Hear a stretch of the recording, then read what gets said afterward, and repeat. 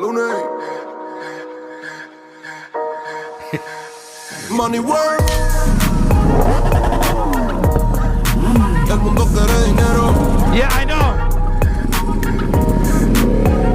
Money work. Se arregla con dinero. SC Project branding logo that's on here. Money work. Si me quiero educar, dormir en algún lugar. Really cool. And we're also gonna change the kickstand knob, guys. Alright, let's take a quick look at the Hopefully I'm all good, guys. I roll over something. Solo un par de gente se llama el quinantero. Money, pasa verdadero. Si tienes lo verde siempre llegará primero. Pero yo Lunes.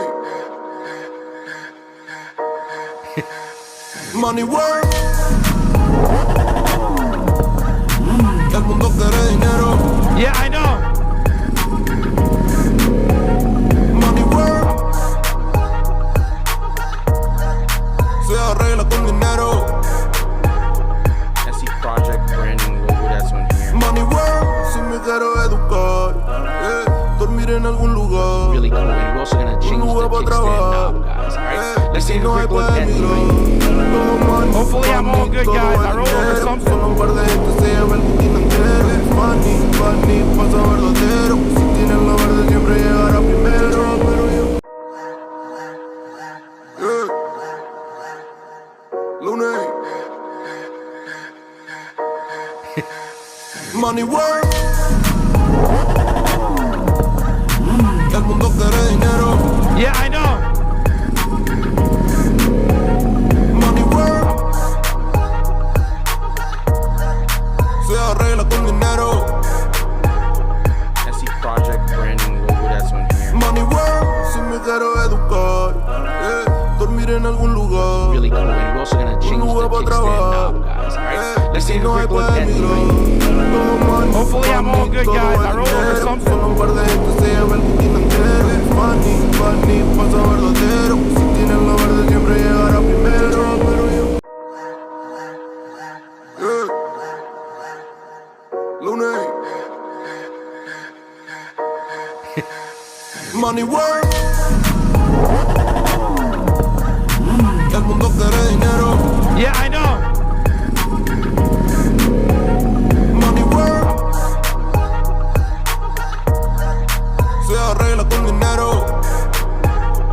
SC Project branding logo that's on here. Money work. Si me quiero educar, dormir en algún lugar. Really cool. And we're also gonna change the kickstand knob, guys. Alright, let's take a quick look at the Hopefully I'm all good, guys. I roll over something. Solo un par de gente se llama el quinantero. Money, pasa verdadero. Si tienes lo verde siempre llegará primero. Pero yo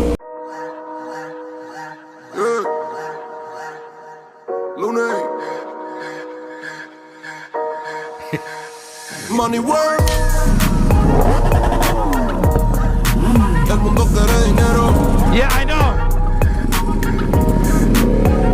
Money work. Se arregla con dinero. SC Project branding logo that's on here. Money work. Si me quiero educar, dormir en algún lugar. Really cool. And we're also gonna change the kickstand knob, guys. Alright, let's take a quick look at the Hopefully I'm all good, guys. I roll over something. Solo un par de gente se llama el quinantero. Money, pasa verdadero. Si tienes lo verde siempre llegará primero. Pero yo Lunes. Money work. El mundo quiere dinero. Yeah, I know. Money work. Se arregla con dinero. SC Project branding logo that's on here. Money work. Si me quiero educar, dormir en algún lugar. Really cool. And we're also gonna change the kickstand knob, guys. Alright, let's take a quick look at the Hopefully I'm all good, guys. I roll over something. Solo un par de gente se llama el quinantero. Money, pasa verdadero. Si tienes lo verde siempre llegará primero. Pero yo Lunes. Money work. El mundo quiere dinero. Yeah, I know.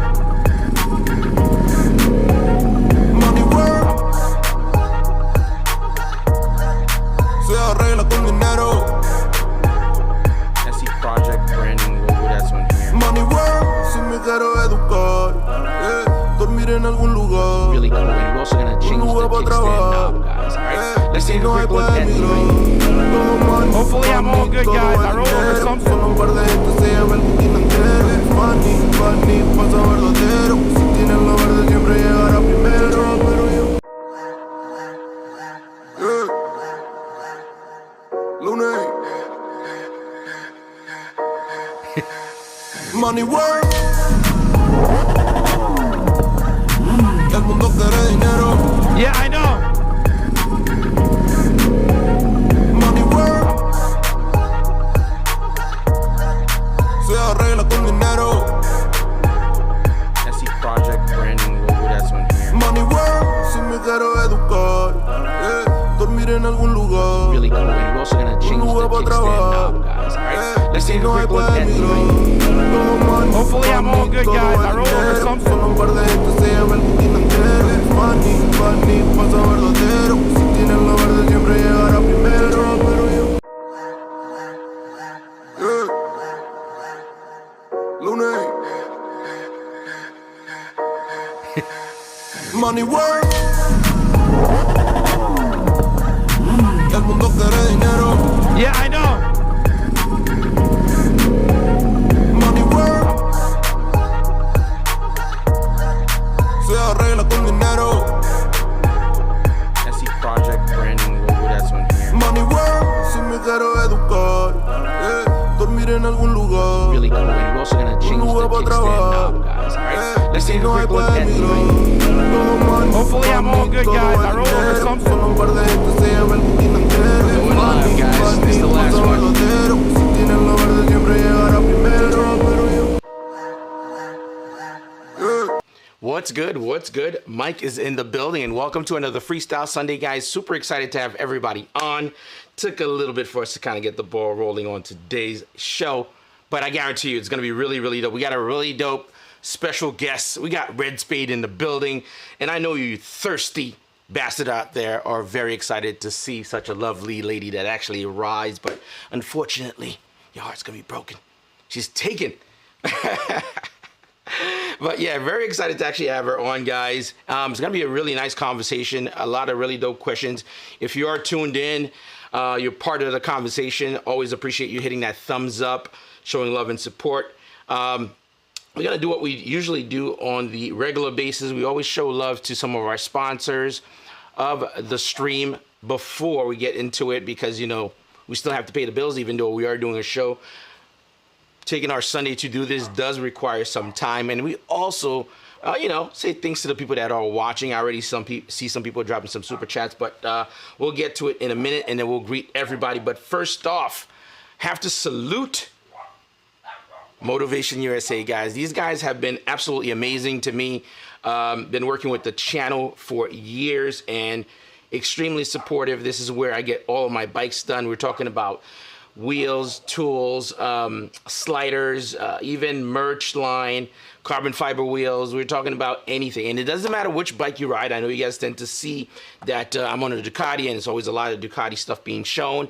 But you can outfit any make and model, any brand of motorcycle with Motivation USA. So always love working with these guys. And again, they've been part of the channels for years, and it's something that I truly, truly appreciate, and our relationship has gotten bigger and better through the years, and thanks to you guys. And lastly, we gotta talk about Hard Knocks Coffee. For those of you that love coffee and you're a modern day hippie, like my wife and I, all right, you can always shop for coffee with Hard Knocks Coffee. What's really dope about Hard Knocks Coffee, guys, is that it's owned by a writer, and that writer also supports Coffee for MotoGP. So it's really, really cool to kind of see us tying those brands together.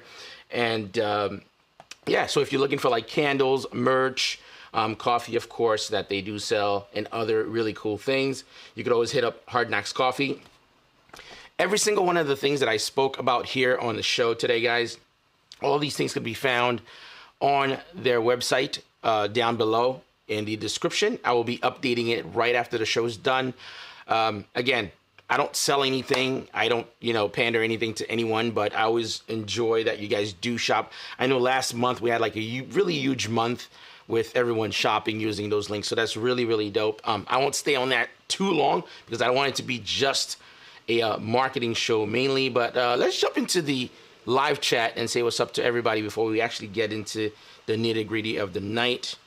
And I won't keep you guys waiting too long. Let me blow up the chat real quick, that way we can put it on the screen. Hopefully you guys are having a good one, man. Just comment down below in the live chat, man. How's your Sunday? How's your Sunday? Because mine's been hectic from me running down to Manhattan and seeing family, getting my hair done, and all that extra stuff. Because come on, let's be real. We're going to have freaking Red Spade. You always have to be somewhat sharp. You know what I mean? So, so I had to do that.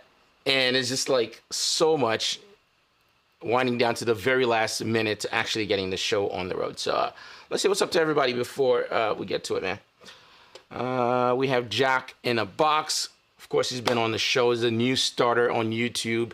Always loved that he was part of the channel and support the stream and was able to tell some of his story and watch his growth. So what's up, man, Jack in a Box? Really cool to see you here. We also have an OG calling me out about being late. Come on, man. You know how it is. It's tough out here in these streets.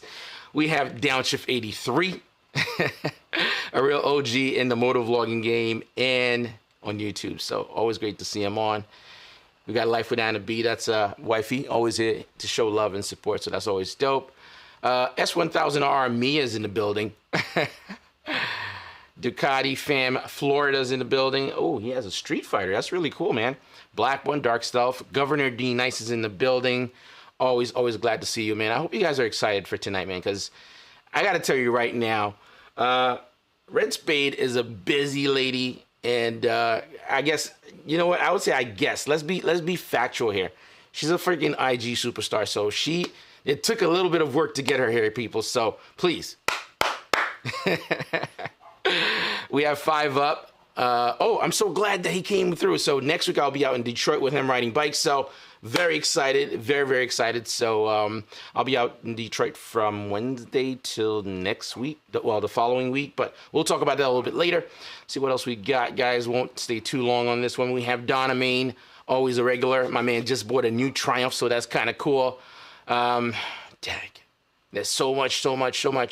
We also are getting some super chats. Really cool. Always dope to see those guys. Whew, man, I'm running out of breath here just trying to catch up with everything, guys. S. Kane's in the building. And I guess for now, we're going to do Power Moto. Always sending me clips out on Instagram to check out his stuff. So he is also on YouTube. So always great to kind of show love and support. At least spread that love. But we won't keep this too long, guys. You can drop questions after watching this later. We'll answer them. You could, of course, drop question in the live chat. We'll kind of jump in between back and forth so we can kind of answer them. But for now, let's go right back into things. I'm going to roll a really dope clip of our guest for today just before we bring it on. I just think it's just the correct thing for you guys to see this. Because I know often we see a lot of ladies writing and it's always like, oh, yeah, sex appeal, they look great and it's kind of easy flow. But I'm just going to tell you guys right now, okay? I'm just going to tell you guys right now, she is more than just looks. She's an amazing writer. Let's jump into it, man. Hold on one second. Quite a few stuff going on. There we go. Let's pull that up. There we go. That's so funny. I was just telling Red Spade that there was so much that I'm controlling at the same time. And there we go. Every now and then you get a little thing that comes up. So, yeah, do that one more time. Why not?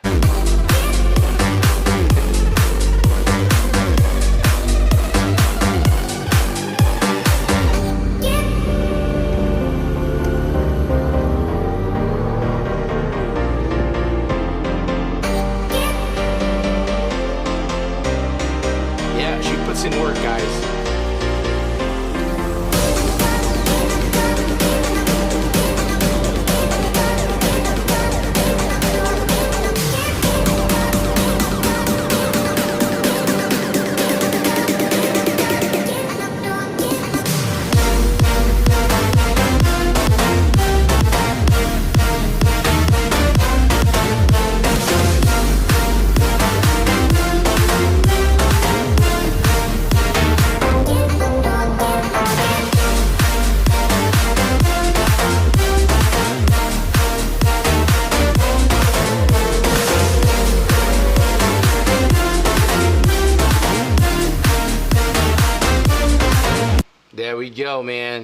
So let's just give Red Spade here a warm welcome, ladies and gentlemen. Really, really excited to actually have her on. What's good? Welcome to the stream. Hello. Thank you so much for having me. You're a hard lady to get in touch with, man. You're just out there very busy, always working and grinding. Yeah, I try to stay busy. Definitely bikes are my big hobby, so I'm always out and about. Yep. I noticed that, man. So you have a pretty large following on Instagram. And I know you're part of the Moto Tribe team. So we're talking about Laura Craft, right? And there's one more, right? Sarah Merrill, yeah. All right. Yes. You guys are all very talented, very good riders. And you're making your way, steadily making your way through YouTube and just, introducing yourself and doing reviews, track days, and partnering with companies. So just kind of walk us through that just as a start to everything. Well, Moto Tribe, that was actually Laura's brainchild. Okay. We were sitting around the dinner table last Christmas and just discussing how much we love to travel together and just ride and go on trips. And we're like, well, why don't we start documenting this stuff? All three of us have been on Instagram and social media for, I think close to 10 years now. I think I've been on there for 10 years. That's how long I've been riding. Sarah's same thing. So we're like, well, why don't we just try the next step and see what this YouTube thing is all about? It seems to be the latest and greatest thing. And we kind of got addicted to it in the sense of creating memories. It gave us a good reason to go out and meet people and put together these rides. But that's not all we started doing. We also started interviewing some people, and just that's really fun for me to get to know like the stories behind where these people come from. And we interviewed like a bunch of different people, from racers to bloggers. So it's interesting to get to know their story. So we're still figuring it out and trying to feel out what we're doing with Moto Tribe. We've been dabbling in everything. So it's a little all over the place right now as we're trying to find ourselves. Yeah, I've noticed that too. I mean, it's not, I wouldn't say it's all over the place, but I can definitely see that you guys are finding your path. I'm seeing some voiceovers. I'm seeing some reviews. One thing I think I'm going to touch on slightly a little bit later regarding opportunities and you guys being an all-female group that's on social media, because I'd say these opportunities tend to come once in a lifetime when we're talking about guy riders, that after years and years of networking and really earning their stripes, that they might get those. But I think you guys are fairly new. But that's not to say to discredit anything in what you guys do, because you do have a really big following. I'd say 212,000 on Instagram, which you've garnered over years, not just overnight kind of thing. So that was really, really cool to see that. And you tend to go ahead. I was going to say, I'm glad you bring that up, and we can absolutely discuss that, because that is something that really plagued me when I got into it and I started getting ambassadorships and sponsorships. And we can go back to that, and I'll tell you my thoughts on that, because that's a great topic to touch on there. Yeah, I think it's really a good one. Like I said, again, guys, this is going to be a really dope stream, because here's the thing. I think I've gotten a lot of feedback from people that's been watching us and at least being part of Freestyle Sunday, saying, hey, when you have the guys on, some of the conversations, they do enjoy it. When I do have the girls, and it tends to be a little bit softer. So I am taking some of those feedback and finding a perfect balance to be able to tackle certain more complex conversations in a respectable manner, I think. So I appreciate all the feedback, and yeah, we're gonna dive in deep and make sure we get dirty. Would you say that's correct, Anna? Yes. By the way, I'm already like digging Anna tremendously. She has the same name as my wife, so Sure, points. Points for that. But you're an amazing rider, man. I've seen so much of your clips. A lot of people are probably already familiar with the style of riding that you do. It's not just an all thing when you're on Instagram. It's just like posting with your bike, and I'm a girl, and I'm just gonna get followers, and we get tons of like. But I think you go hand in hand. I think you, Laura, and Short Fair. and I think her name is Short and Mighty or something like that. I gotta remember who she is, but you know who I'm referring to. She has a Panigale. She really rides hard, great rider. So I think, you know, all of the following and the what you guys have garnered in terms of like people showing love, it's solid. You know, it's not just for it's not superficial. It's because you guys are really authentic with what you do. So yeah, would you agree? Yeah, it's funny you say that because when I started my social media account, like, gosh, 10 years ago, when I started before even I started writing, I was writing 2 Up with my husband, and so I was just documenting it. And then when I got oh my God, she said husband. Oh my God, everyone's leaving right now. The chat's like, oh my God, I'm done. I kid. Go. But I remember, and social media was such a new thing, and yeah, everyone's posting up photos, and as a female, yeah, it's like, yeah, you're young, you're beautiful, you want to embrace your whatever, so you post pretty posy shots. It just seems what social media eats that stuff up. And I remember my husband telling me one day, he's like, look, you got to decide how you're gonna structure your content. It's like, do you want to be just the next pretty face in somebody's FAP material? Or do you want to present something that is of value and inspire people? And that got me thinking, like, man has spoken. He's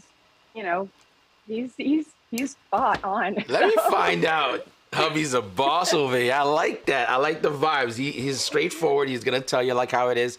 I share a very similar sentiment with my wife, and I'm like straight up.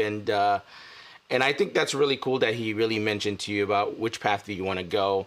And it wasn't like, hey, I don't want you to post this or whatever. He just was really looking out for best interest for long term, which is what made, I think quite a few people out here in New York usually talk about you as well. And it's always in a respectable manner. They've never met you. They've only seen your post. And it's never anything completely tasteless, just for what it is. You know what I mean? It's like, hey, I love motorcycles and I'm a lady and I look good. In a tasteful space.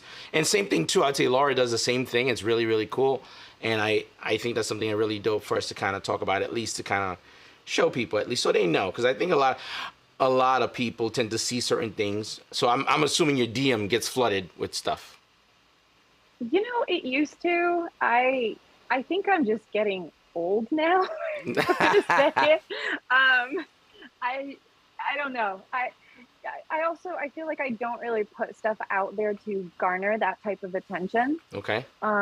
So most of my DMs are legit motorcycle questions. And honestly, you can see, you scroll through and you see the question. I'm like, if it's a legit motorcycle question, I'll answer. If it's some random weirdness, sorry guys, that's just not my thing. It's not why I'm here.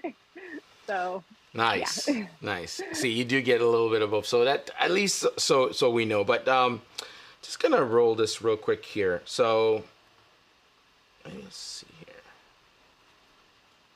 Just people already commenting already too, so I'm just saying. Husband keeping it real. Quentin Capista. Yeah, man. Really, really dope to see that. I think a lot of time you're seeing a lot of beta guys that's around that they're just happy that you're getting glorified and they don't want to say too much. I think it's a really dope thing that he could be honest and then tell you, and you're able to process and listen to that feedback. So that's really, really dope. But on Instagram, you've been on there for about 10 years, you said? Mm-hmm. Yep.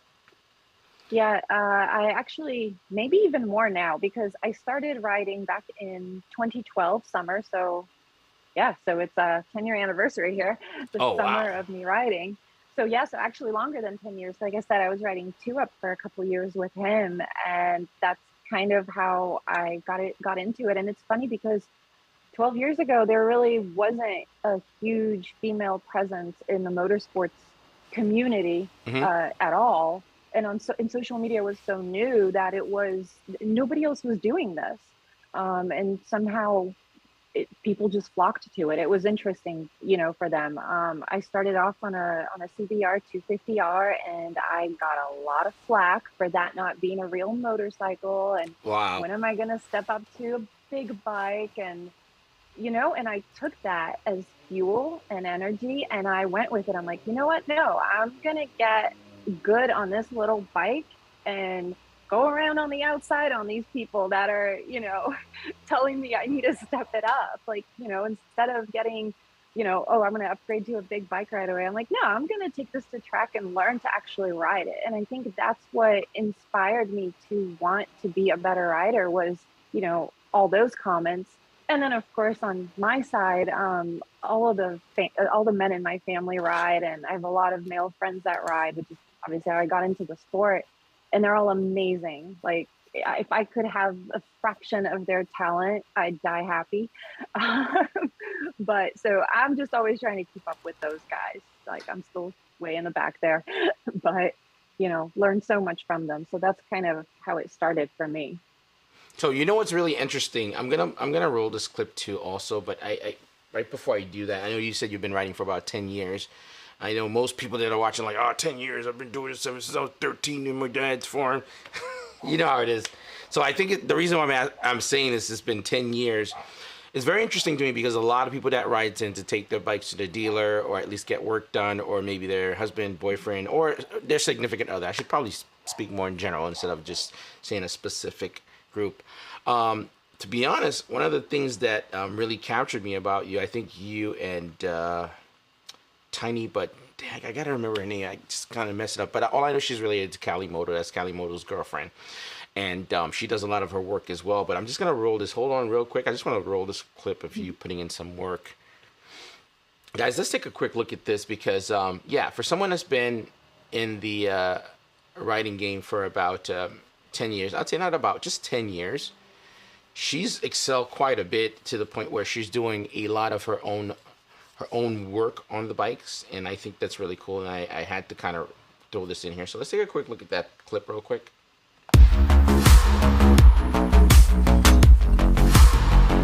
This is not someone that started 10 years ago. Look at that toolkit, really shredding down that ZX6R. She's getting dirty, people.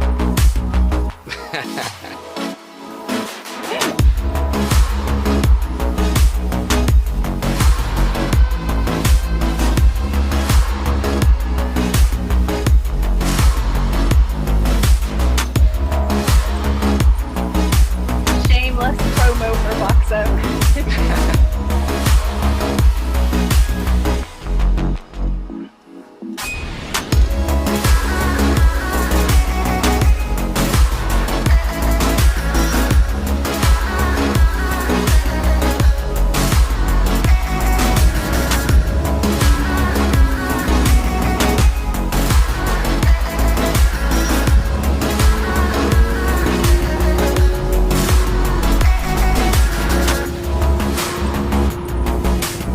There we go, boys. Yeah, I had to kind of roll this just before we bring the next set of questions because that's really, really impressive, and I think that's really, really dope that you're able to, put in that much work, even for someone that's been riding for 10 years. You completely took a ZX6R apart, right? So I did. Yeah. So I'm just curious, since you've been doing this for a bit, you've been part of the bike community, what kind of got you into working on the bike yourself? Or at least not being afraid to really taking it apart completely like that? You guys are going to love this. My husband told me that if I wanted a bike, and then very shortly after I wanted a second bike, because I wanted a separate track bike, he wasn't going to do any of the maintenance. I would have to learn how to do everything myself. He's like, you can have more bikes, but I'm not doing this for you. It's a lot of work and you need to learn. And let me tell you, the first time I changed the oil, and I was so terrified that either the drain bolt the drain bolt, you torque spec it, so that's fine. But I was so terrified that either I over tightened the filter or didn't tighten it enough, and it was going to come out on me while I'm riding and it was going to kill me. I literally worried for the first 6 oil changes. So anyways, as time progressed, I started doing all my regular maintenance. Then I got more bikes, got more parts. I had to learn how to put all those on myself. My husband does come and help me in the garage when I can't loosen something. I am gonna admit I'm pretty weak. I have delicate little hands, and I can't always get those torque bolts off that come from the factory. But yeah, that's just, he was like, if you want to play, you've got to put in the work. And the most amazing thing was when I started doing that, like, okay, nobody wants to clean their motorcycle or clean their chain and do all that maintenance. It's gritty, dirty work. Yeah. But when you do it yourself and, you develop this appreciation and love for your machine. Like my first motorcycle that I got, as soon as I got it home from the dealership, and it was a used bike, I didn't trust the dealership. Like I stripped it down. I took all the fairings off. I made sure that the fluids were proper, that everything was right and square with it. Like I was curious. I was like, what is under these fairings? Like, what is a motorcycle? What makes it tick? And eventually I worked up from tire changes, oil changes to Laura bought me a big bore kit for my Z125 as a thank you gift one year, which was amazing of her. And I installed that thing myself. Wow. I broke a dowel rod during the installation. I had to order a stock part and wait for that for 2 weeks. So it was in pieces in my living room in front of, where my coffee table would be, because it was middle of winter. So I had the thing up on stands in the living room. But I learned so much in that process. It made me appreciate the machines. It made me appreciate myself. Like just learning to do that, I felt so empowered, and then not in like a way of like, oh, I can do this. Like, no, it made me believe in myself that I can do this, because I never thought I could. Like that, it just blew my mind.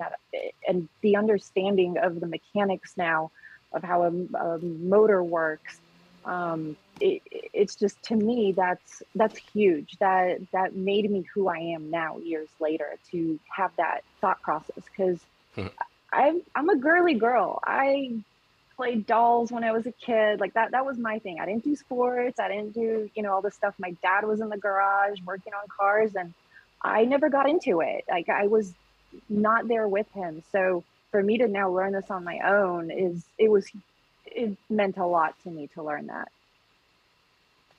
Yeah, I 100% agree, because I work on my bike myself as well, and also it's a great means of reducing the cost of ownership. I think it's a gateway. If you want to have a motorcycle and then you just have that bike and then you use it for fun and you go out and ride, and when you're ready to have maintenance done, you take it somewhere. That's a little bit easier. But when you start breaking barriers of having 1, 2, 3, 4 of them, at some point you're gonna have to say, hey, certain things I should be doing on my own. That way it can alleviate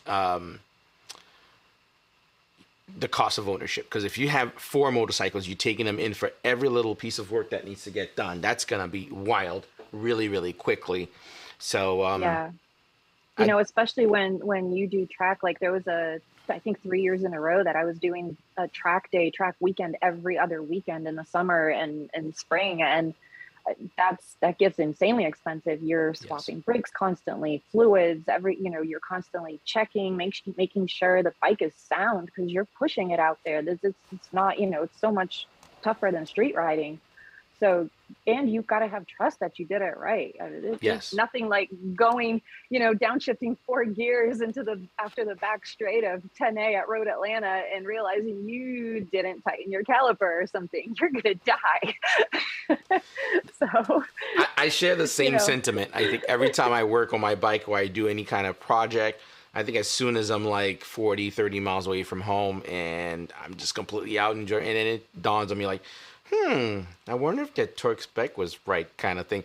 And that's probably one of my biggest thing that kind of scare me a little bit, and that still put fear in my heart to take my bike to someone else to get the work done, because it's a thing, because there's a fine line between working on your bike and over tightening something, right?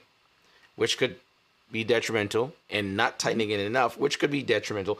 The in between, it's like such a fine little area. You know what I mean? If you miss it, either it's going to cost you a lot more money, or it's going to cost you a lot more money and your bike will be ruined at the same time. So exactly. So it's finding that like comfort zone but that's the thing. Once you do it enough. And I have a lot of women asking me, how are you comfortable with doing some of that stuff? And then going and like racing a motorcycle. It's like, you just practice, you work up to it. Eventually it feels natural and you're like, it's fine, we're good, which is actually terrifying because I would have never done that 5 years ago. The way I managed to convince myself to do it, I always call it the same thing, delayering. And whenever you work on a bike, you delayering. And that's one way of looking at it, to simplify stuff. And I also have some pretty good friends that are pretty good resources. I can get on the phone and just like start asking questions. So always having resources and knowing who you could partner with, that's always one of the biggest things. The other thing that I found that's super, super important, having an understanding. I think we throw the word around torque spec all the time, and I've spoken to so many guys that they torque spec this, torque spec that. They don't really know what it means and what happens if you over tighten or under tighten that. And then when I finally break it down to people, like, that's what's happening. So once you understand the wording, then you'll know what not to do. You're basically breaking down the molecule of the bolt or the screw, and then it might not break immediately, but over time it could break into the engine, into the casing. So you just want to be mindful of that. This is why you would see plus or minus kind of thing. So I personally prefer to be under if something were to come out, or if I use paint marker and then watch later. If I see it's walking on me, I crank it a little bit more, because once you go over, there's no going back. There's no going back. No, and what you just explained is a fantastic way of keeping track of that. Like, just mark them with something. Yeah. That's the way to do it. That's how all my friends have taught me how to do it too. So yeah, big thanks to them. Because I don't know these things. I didn't know anything. I didn't know what a torque wrench was when I started this. Well, the things, I've always been opening to learning and listening to people. I think in a lot of cases when we're talking about guys, we'll throw terms around and talk. Nobody's going to say, oh, what the hell is that? Because you don't want to be that one guy. And I'm like, hey, I can really care less. I rather have the right information and not be a fool, instead of like, coasting in a group of 6 and like, yeah, you're doing this. So it's always a good thing. Also, you can just check your bike every 30 to 40 miles. If something is slightly changing from the work that you've done, because with the vibration and you kind of handling the bike and the engine, kind of breathing to life, it will show you that something is a little bit different. The bolt will, walk or something like that. So you would know. Yeah. All right. So changing speed, hang tight. I want to roll this clip real quick and say hello here to a couple more people that's showing up. What's good? Black Moses is in the building. Always a pleasure to see him. We have Laura Kraft is here, of course. She's going to show love and support the family. I do have some questions. I'm just going to pull, let me pull the questions up before I go to the next section here. So it's always kind of cool. I think it's probably best that we somewhat engaging everyone as we're going through stuff, instead of doing a final thing. Because you know what? That's a great feedback actually for myself, because I tend to wait in the end to kind of go through comments and stuff. What happens is that some of them get either left behind, or they just so far back that I can't really see them anymore. I know I had 2 questions that popped up here. There we go. We're just going to pull that up here. Ooh. That's for me, actually. Mike mentioned here. That's just for me for now. But yeah, Mike mentioned, where will you and 650E be riding while in Michigan? I'm in the northern Michigan area. That's a great question. I don't have the specific address, but you could shoot me a DM on Instagram. My buddy 5up, actually, he's actually watching the stream. 5up.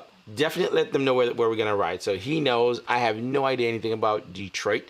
I'm going to go there as a visitor, almost like a tourist. So, okay. So this one is actually for you, Red Spade. Would love to see them do some collaborations with the likes of 650E and others. Would this be something the girls be up for? I don't see why not. I mean, that sounds super fun. I've met him before, so yeah, I don't see why we couldn't do something. Yeah, I mean, I don't think that would be something that would be very far-fetched, guys, because if you look at some of their content and some of the people that they're working with, having them partner with other content creators is not something that's completely, off the chart. And the one of the best thing I could say regarding Red Spade and Laura Craft, they're very easy to talk to or reaching out. It's not one of those things like, hey, I'm this person.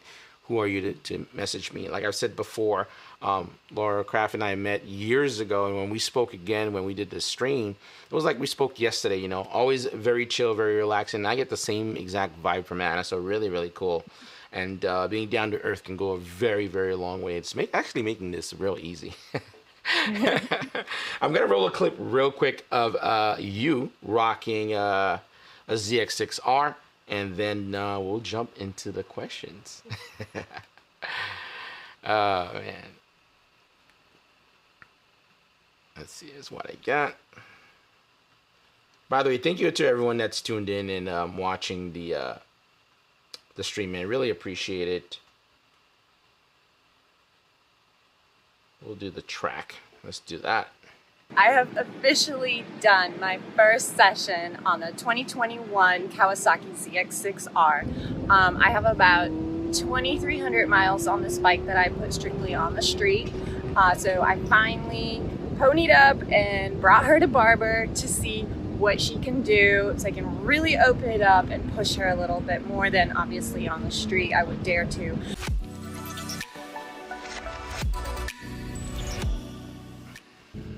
Now, if you guys have been following me on my Instagram feed, you'll know that when I bought this bike and I started riding it, I was saying, it scares me to open this thing up. For whatever reason, this bike just pulls so good. It's got power throughout all the RPMs. It's really impressed me. But taking it out on track today, it really, already, first session, and it surprised me.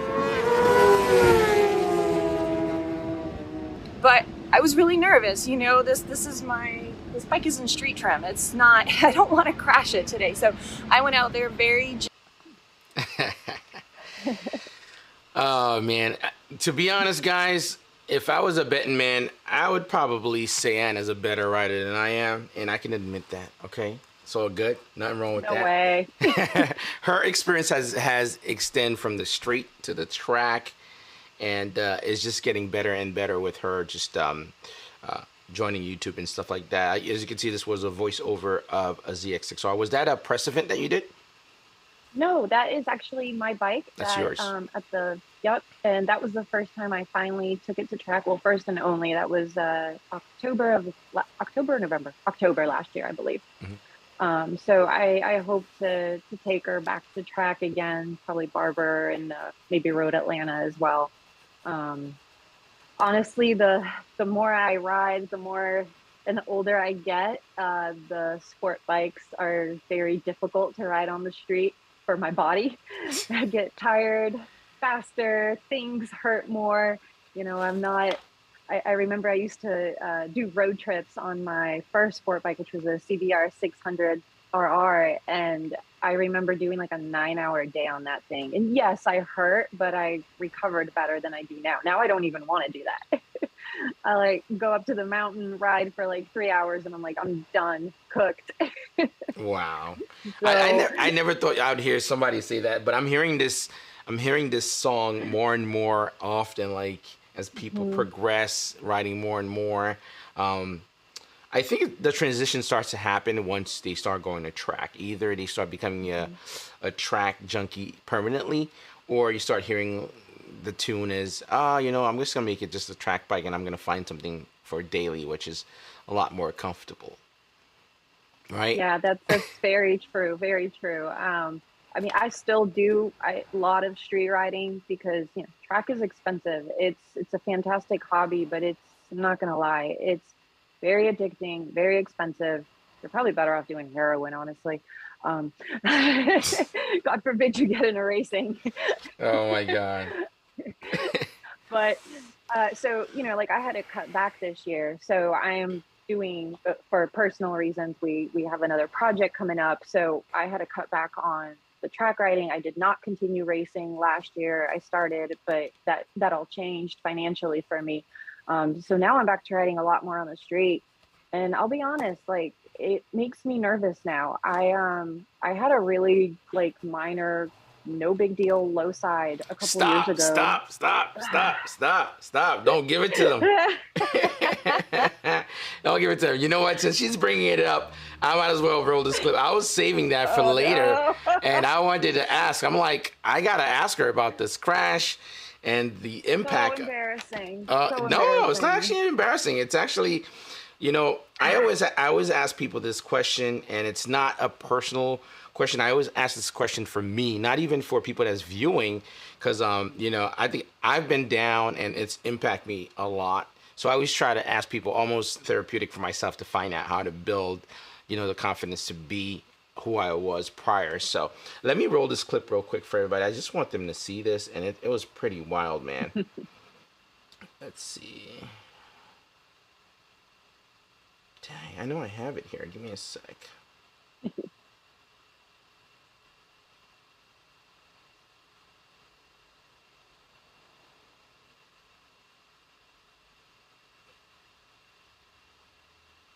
My previous bike have quite a that I've few of them owned, here. the two Honda. So, and I don't want to just roll the wrong clip. Actually, I'll just pull it separately, because I know exactly where it's at. Yeah, on your CBR, man, I saw that clip too, and I'm like, oh my God, that's just wild. And let's see I'll here. tell you, it was like such a gentle crash for me though. It was frustrating because when you know what you did wrong, that's when you're just like, oh, why did I do that? I'm an idiot. Well, so what did you do? You know what? Might as well. What did you do wrong? You'd say that caused that to happen. Well, first and foremost, I was being cocky, and that gets you anywhere, nowhere on a bike except trouble. I had ice cold tires. We've been sitting on the side of a mountain chit-chatting with two friends for like 30 minutes. So bike's completely cooled off. It's like 7 p.m. in the evening in April, which here in Georgia is still really warm. But now the pavement's cold, the mountain has shade on it.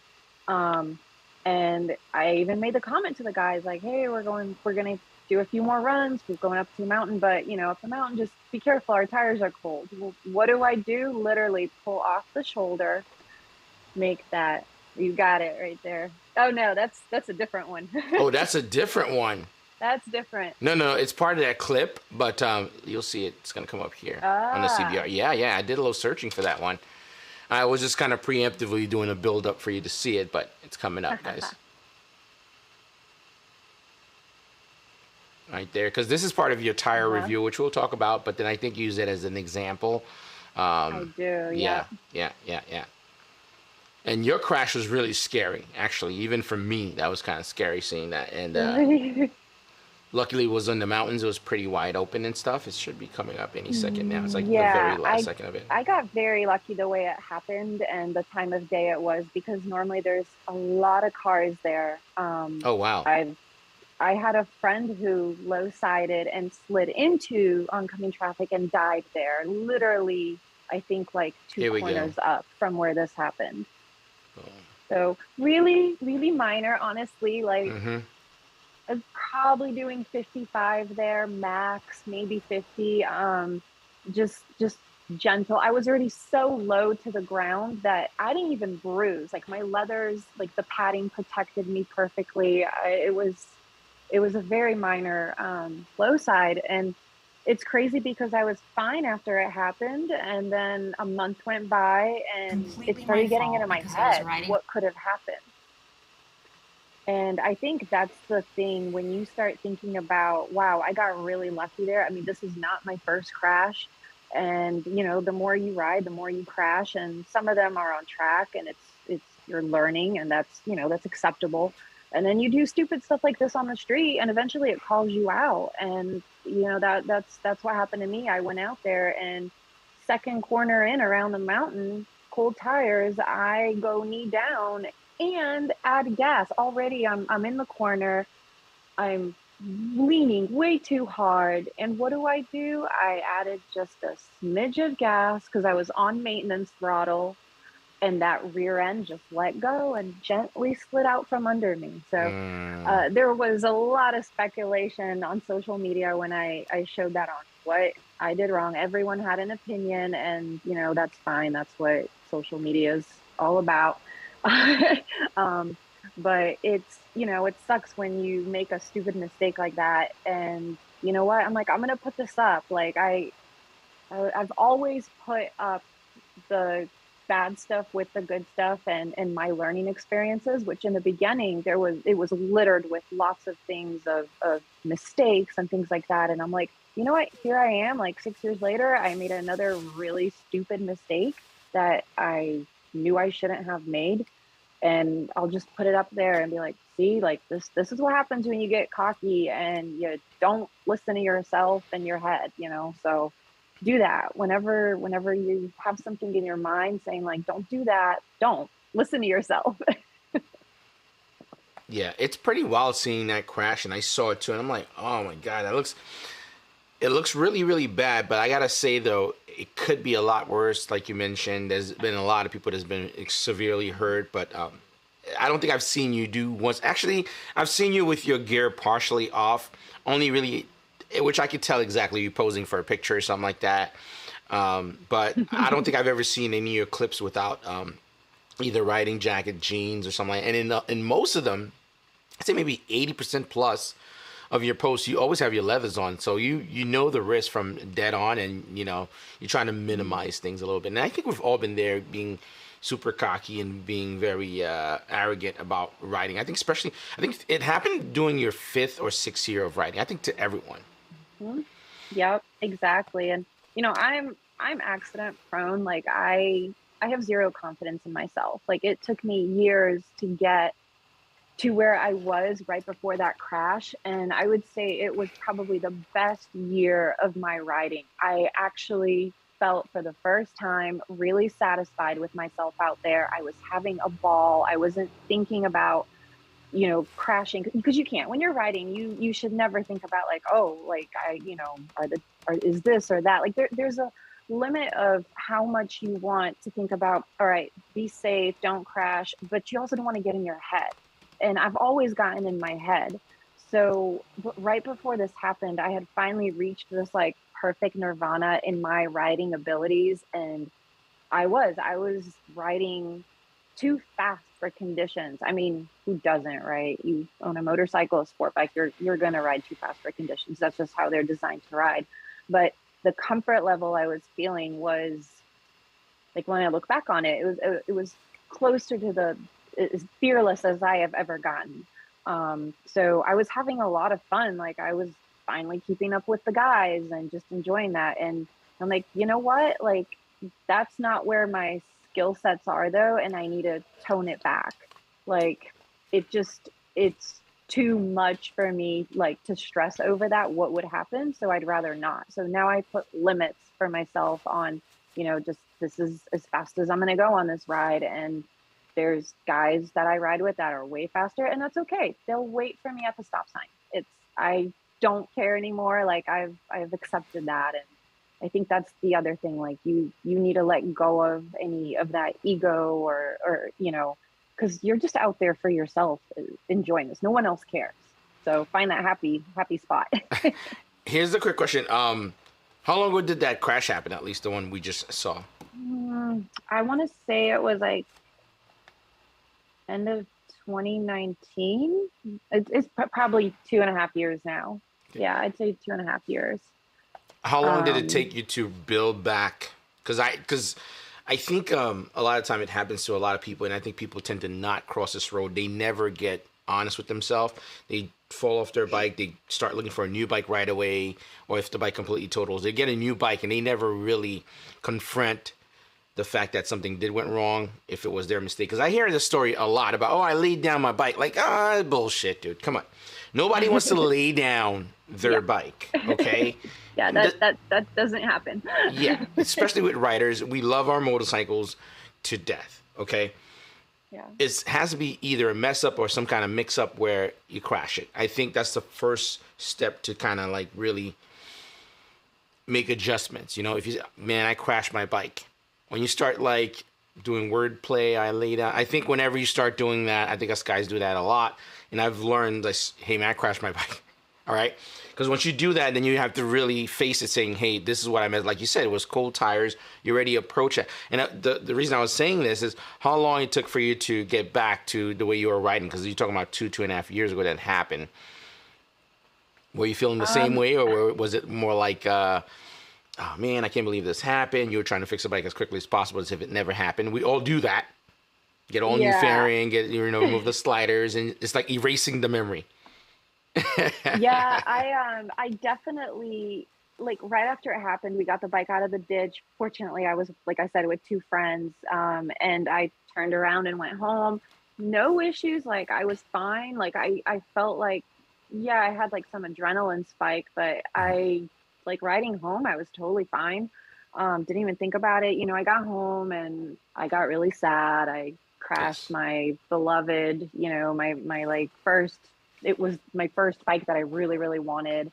And I had just crossed like 40,000 miles on it. So I duct taped it up and made sure that it was still sound. I made sure like nothing broke off of it. Like all the fluids were still fine.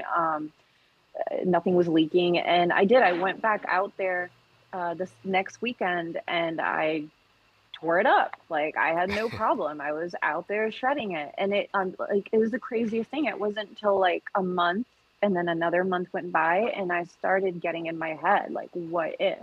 I started getting scared, and then I went back to like Deals Gap, which I finally like that's crazy road down in the North Carolina, Tennessee area. It's got a lot of curves. It's pretty technical. The pavement's really crappy. People keep crossing the line. And I had finally just gotten comfortable there. And all of a sudden, like, it terrified me. I noticed cars were scaring me. Yeah. And even now, like, if I'm in a corner, like you notice that road that I crashed on is 2 lanes going up the mountain. So when you're in a corner, you can pass a car.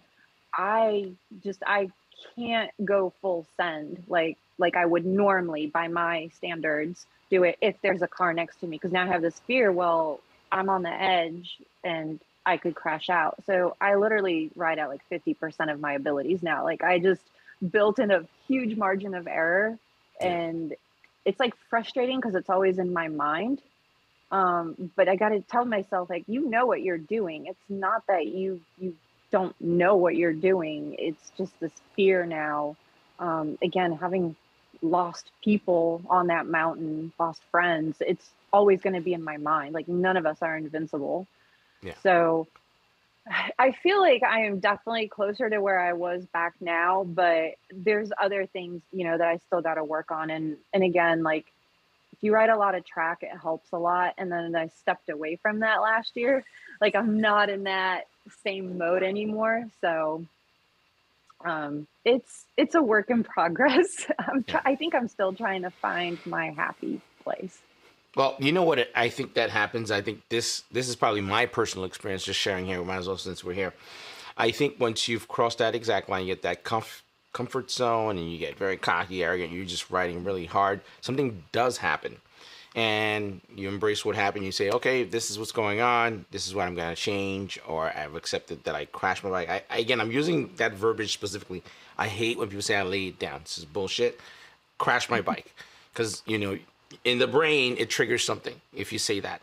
Then you start riding at a pace a little bit slower than you usually do, because now you have the fear, right? Which is good. Mm-hmm. My problem, me personally, when I ride with other people that hasn't had that experience, or at least encountered the same thing, they're going full send, like you're saying. Mm-hmm. In your heart of hearts or in your brain, you can go just as hard. And I think that's where the battle fights. Mm-hmm. You know better, but do you follow it? I think that's the most dangerous aspect, because other people's experience are different from yours. Maybe they've never had that happen to them. Maybe it's been decades, because when you hit that 5-6 year mark, nothing ever happened. You continue being very like gutsy. Oh yeah. You that just escalate, really, really far, and to the point where the risk is extremely high. You know what I mean? because I share the same sentiment. You know, when I ride the street, I used to go really hard with my friends back roads when we go in the burbs and stuff like that. They were just like, oh, freebie track style, you know? And Yep. yes. And I now totally it's know like, what that feels like. now it's like, Shirley might be coming off her driveway or something like that. Someone might cut in, and the weird thing is, if you're with a group of 5 people and you're the only one with that, you're probably behind or something like that, because it triggers something. So it's a weird space to be in, really. And It really is. Yeah, weird space. Yeah, like I always feel like, honestly, out of all of my friends and everyone I ride with, I feel like I'm always the slowest one. Like, I am overcautious, and then I get in my head, and it's just, it is frustrating, you know, when it gets like that. Like, I guess that equates to kind of a bad day of riding when you get in your headspace like that. I agree. I agree. All right, hang tight. I want to roll this real quick, and then we'll chat about the next thing. Well, then let me just quickly pull up here, guys. Again, just wanted to say a big thank you to our sponsors, guys. Hard Knocks Coffee. Again, the links will be in the description. These things are always at the end of each stream that I do. You're going to see their links pop up. So if you're looking to get, like, you know, coffee or a gift for anybody, you can definitely hit up their site and shop for what you need. Because what happened here, guys, without people like this that supports the channel, or companies like these that support the channel, we cannot come here every Sunday spending like time and give you guys a decent show or something like that. So definitely Hard Knocks Coffee is a place where you want to go shop, and they support MotoGP and the owners of Rider as well. So definitely you want to do that. Really, really, really big deal to me, at least. You know, I don't, like I said before, guys, I don't sell anything. I don't promote anything to buy. But the people that support the channel, that's been part of this channel, is very important to me. And it's important that I send traffic their way. Again, Motivation USA, always been great to me for years now. And they've been great to my wife as well. And yeah, if you're looking for parts for any motorcycle, definitely want to check that out, motivationusa.com. All right, so I'm just going to roll this clip real quick, guys, and then we're going to get right back to it. One really cool thing that Moto Tribe is doing, of course, in conjunction with Red Spade, they are starting to do reviews now, professional reviews, and dealing with sponsorship. So we're just lightly kind of diving into that. I want to show you guys one here, which I really, really like. Let's take a look at this real quick. Something like that, but I just personally didn't feel the need to really put the bike in that mode. I ended up starting out using touring mode, which bumps the horsepower up to 170, which is the full power of the motor. However, your power delivery is very smooth and on a controlled curve. Honestly, it's akin to what you would feel on an inline 4 Japanese machine, which really surprised me because instantly the bike felt very much like my machines. I felt incredibly at home with that power delivery feel. I could move my fingertip just ever so slightly and control that throttle down to the millimeter, and I could smoothly feel that response. So that was very, very nice in the city, especially in traffic when we were going bumper to bumper, moving in between cars and weaving around. You really want that type of smooth control instead of a very just brute, abrupt force where you're having a hard time controlling it and the bike is herking and jerking you around. So I had, yeah. You didn't see that I was gonna roll this clip, but I had to. So you guys are starting to do big things in regard, to being on YouTube. And again, a little bit earlier, we did touch base about sponsorships, deals, and stuff like that, and you working with brands. And so this is, I guess, it might be a little awkward. So, but there's gonna be some gems here, guys, because the only reason why I say there might be a little bit of awkwardness here, because, like I said to you before, a guy that's in the game, that's in the industry, that's grinding for years and years, these opportunities barely comes around. A very lovely lady like yourself, and with a group of other lovely ladies, coming out. Granted, now, this is not to discredit anything. We got to be clear. Like I said, I specifically held off this part of the conversation for now because, again, if you look at the baseline, guys, you know, she already had her base of followers over 200,000 on Instagram. So there's a following already built. But that, I'm guessing that definitely helps with being on YouTube. So talk us about this opportunity with Ducati that you were flown out for that one, right? Yes. So press launches. Obviously, I am not a professional motorcycle rider, racer. I don't, you know, this is not something that social media folk like myself get invited to. But with the rise of social media lately and ambassadorships, companies are reaching out to people like us that do content creation and get us out there and put us on there so that we can have our maybe a more relatable message to the general public. You know, I've done a few press launches now over the years, over the last, I'd say 3 years, with a number of manufacturers. And I'm typically one or of two, if that, social media people on there. Everyone else is a professional in the industry that's doing reviews for the magazines that they work for. And so being able to be out there and be invited to be amongst these amazing riders and race, a lot of them are ex-racers. It like, to me, that was like, that's all I ever wanted. Like, that blew my mind when I first got invited to my very first press launch. And I literally felt like a little naked bird out there. Like, I was like, I'm surrounded by all these people that do this for a living. And they're probably like, who the hell is this Red Spade person? Why is she here? Like, what business does she even have being here? So I was extremely like terrified and scared, you know, that like I'd be judged for it because I'm not that skilled and I don't know all of the ins and outs of the motorsports industry like these guys do that do this for a living. But I think it's, you know, after a while of doing this, like, you grow clout. And I know there's several of us girls and boys alike that get invited to these. And, you know, we don't get to go to every single one, obviously. Like I've typically do like the 3 a year. So definitely nothing, you know, big. But for me, that's huge because it provides an opportunity for me to learn a new machine, experience something new. It provides great opportunity for some amazing content because a lot of these companies, you know, put forth the effort. You've got drones out there. You're not just out there on a ride. Like, it's actually work. Like, you got to go around, there's a photo shoot. They do passes of you.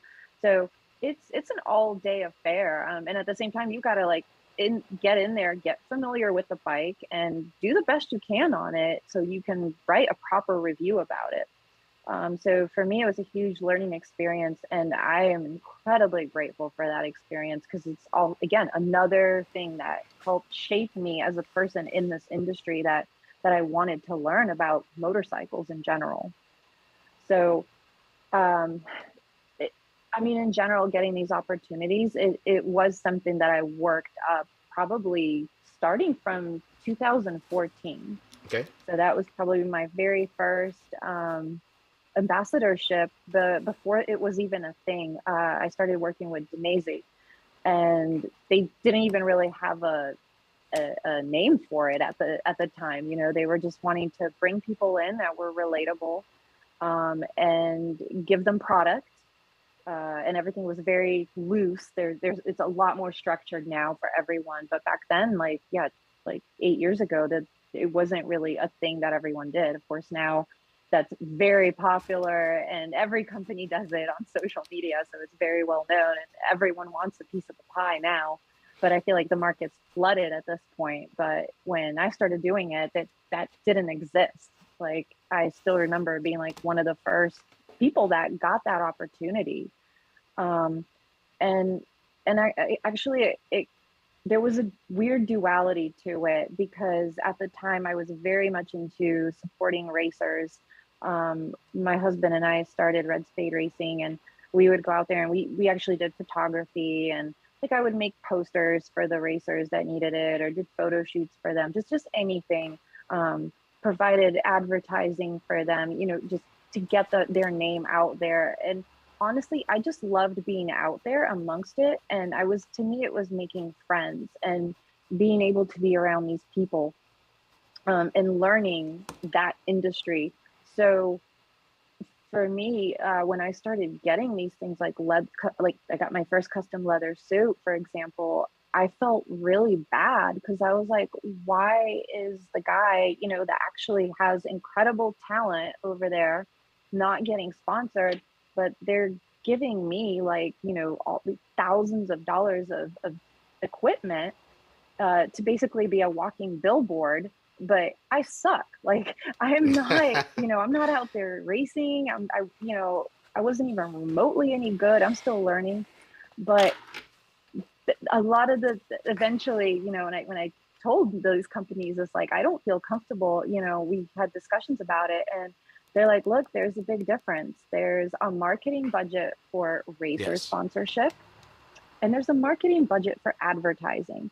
I remember having this conversation with Pirelli tires. It's like, for them, it's a lot more worthwhile to put a year's supply of race tires or whatever I'm using for the year in my hands and let me advertise that to my following on social media than putting a printed ad in a magazine. They're going to get more return on me pushing this product at my track days that I go to all the time, you know. And the other thing is, I've never worked with any company that I didn't fully believe in and endorse and love. I've had many offers, I've tested many products, and some of them, you know, I'm like, I'm sorry, I'm just not a fan of this. I can't get behind it. So, you know, cordially, like, we probably shouldn't work together. So, like, the brands that I do work with, I work with them because I believe in them 100% and would be pretty much saying, shut up and take my money anyway. So, anyway, sorry, I probably got like totally off tangent here. No. This is great. These are the small little gems that falls into the stream. I think, you know, in the span of 2 hours when we have a conversation with anybody, there's always some kind of insight that falls right in between somewhere that's extremely useful. And I think that's exactly what we just hit. Now, my question for you regarding this, you do have a regular job, I'm assuming, and then you do have the sponsorship. Are those, because I'm assuming in 2014 when you first started, it was just here's the merch, you could use it, it's worth $2,000 or whatever, and that's kind of like your payoff. I mean, not to go into numbers or anything like that, I'm assuming you are getting paid for these. Yes, for some stuff I do, like for events and things like that. For some of the companies that I've worked with for many years, I get paid in product, and that is a conscious decision because that's the product that I need. Okay. Again, I don't want to talk numbers because I don't want to piss people off. No. We're not doing that. Yeah, we like just general racing, here. But if you want to tell me later after we finish the stream, you just tell me everything. So, I mean, I can just say racing is expensive. Obviously, even club level racing, you know, anyone that races knows that. When I started getting that support, and, you know, my husband was racing at the time, he's on a hiatus right now. So he was getting all of that support through me. I mean, that's tremendous. And, you know, I was able to document that and then share that on my social media. And for me, it was just experience and being able to be out there and do what I love to do, because there is no way I could afford to go on these trips, to ride these motorcycles, to do this stuff without even the product help from these companies. So it just really, it comes down to what you need, and every influencer has a different model. Definitely you want to get paid for what you're doing. Yes. I think in the past, most of us didn't, but now when you're doing stuff, for sure you want to, because, you know, they've turned it into a business.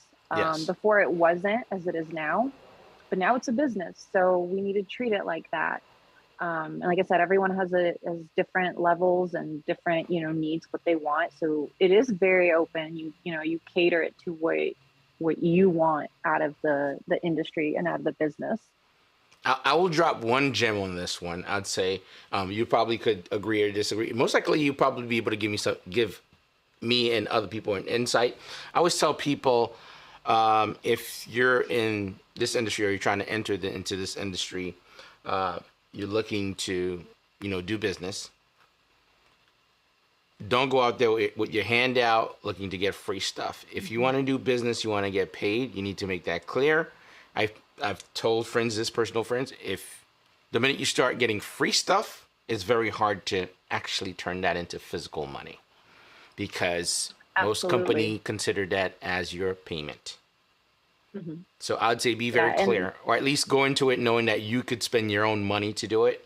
So that it's a very clear line. So that's my gem, at least to people that are watching. So make the money aspect from the very jump. Don't start say, oh, later. No.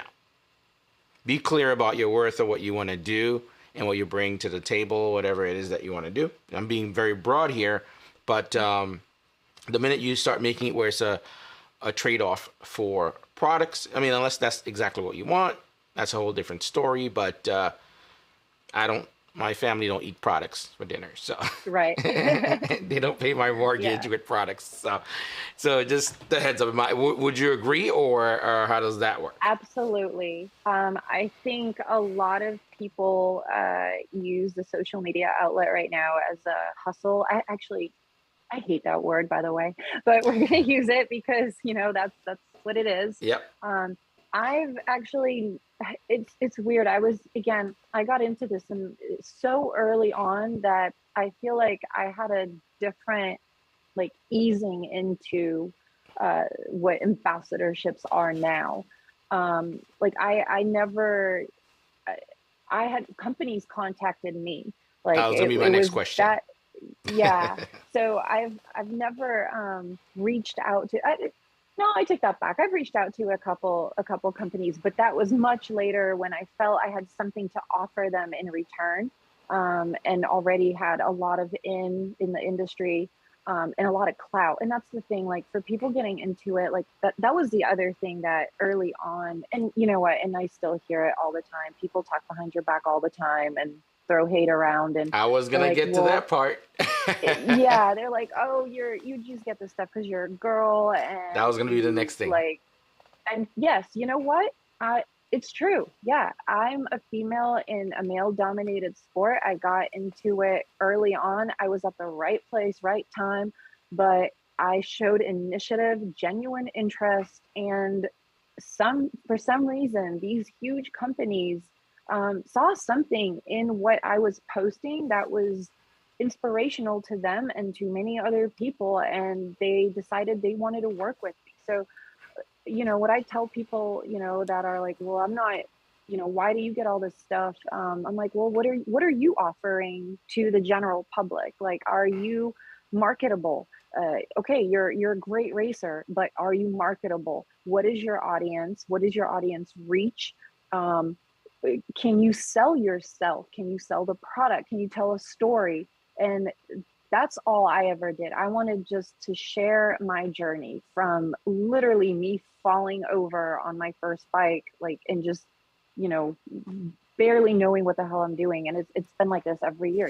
I just keep learning, and I keep sharing that story, the ups and downs. And for some reason, that worked. Quick question. I have to ask this. If I didn't, I know I'm probably gonna get crucified for this later down the line. Would you say it's a big chance? Yes, you do have a pretty big following, and then of course companies, it's a numbers game. Companies sees that, and they know. I'm assuming it's almost. Let me think of this. I want to phrase this correctly. It's almost like when you watch TV, old school TV, right? Whether you're watching a promotion for a guy's product or girls pitching it. If you're watching a girl's product or girls pitching it because they know sex sells somewhat. It's somewhat similar to that. The point I'm trying to make here is, would you say it's a lot easier because you are a good-looking woman and those opportunities roll in a lot easier? Because, for example, I would use myself. in a lot of cases, I've had to reach out to companies. But the thing is, I preemptively knew what I want to do, the general idea. I carry my channel a certain way. I carry my content a certain way. But I know there's a lot of people that just do whatever they want. And it's like, hey, I'm just doing whatever I want. It's for fun. But that's not marketable. That I have a clear understanding of. But the question I'm asking here is, would you say it's easier because you're a woman? Is it easier? Yes. I mean, you can't deny that. Nobody can. Like I said, it's a male-dominated sport. Women are a new group, new demographic to this sport. So having a female as a spokesperson for your product is going to put you in the door there with the women, with the new women that are getting into it, and men like women, generally speaking. You better not say that. Nowadays, I don't know. I know nowadays. You playing around with like slippery roads. Listen, don't do that kind of stuff around here. I'm kidding. It's beautiful to see that someone outside of my Anna actually understands that. I mean, I tell my wife this all the time. This is away from motorcycles, that women have a special softness, which is their power, in my personal opinion, not that brute force that we tend to have. And I think it's like a yin and yang kind of thing. And I think you've recognized that and you're able to harness it, which is really awesome. Because I think if you could be honest with yourself regarding that, you could really, ascend. You know what I mean?